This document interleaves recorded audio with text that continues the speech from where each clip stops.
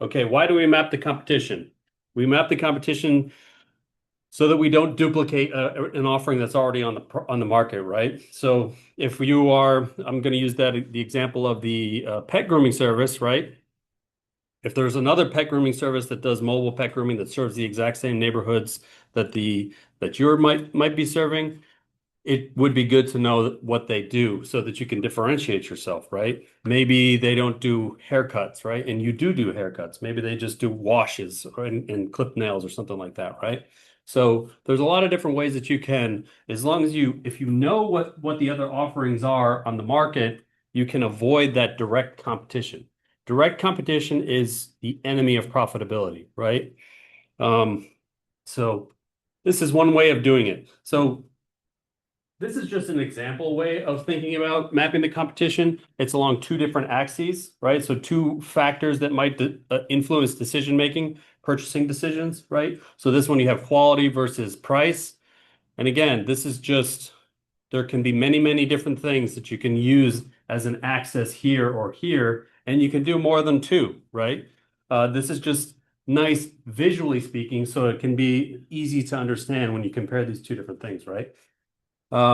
Yeah, so it kind of reveals I used the term blue ocean strategy before, but it also reveals something we other people might call white space, right? White spaces are service combinations or feature combinations that are not currently available on the market, right?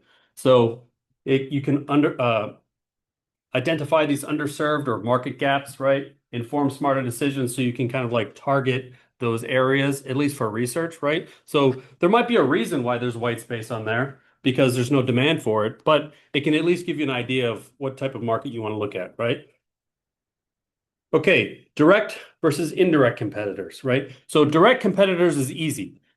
So Pepsi and Coke is a good example. They're virtually identical products. You know, some people may say that they're different, but if I go to a restaurant, they say they only have Pepsi products, I will get the equivalent thing in Pepsi, right?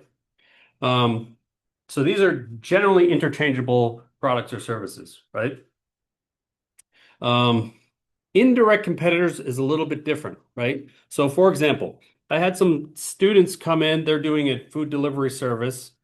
They want to do a robot food delivery service, right? And so their direct competitors might be Uber and DoorDash, right? Other delivery services that serve the campus, right? But indirect competitors is a little bit more, you have to think a little bit more creatively, right? So some of their indirect competitors might be Costco or Safeway or 7-Eleven, right? Something that's within maybe say a 1 or 2 mile walking radius.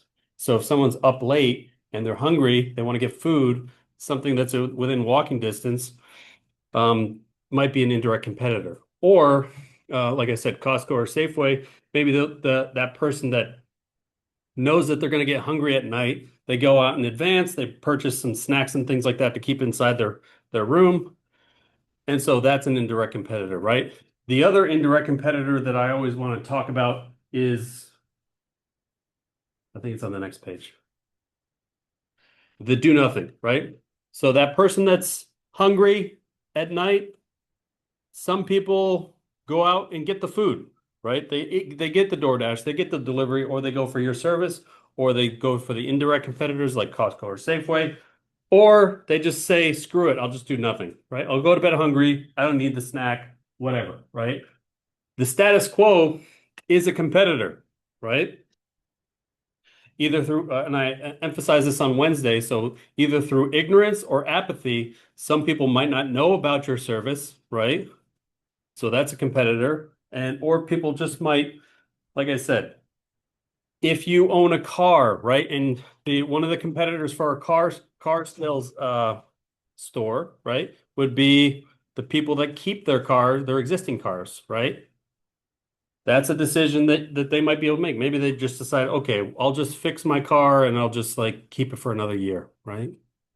Um, Cars is another good example, right? So direct competitors, Honda and Toyota, right? Indirect competitors might be bus system, electric scooters, public transportation, or things like that, right? Bicycle, walking is an indirect competitor if it's within walking distance.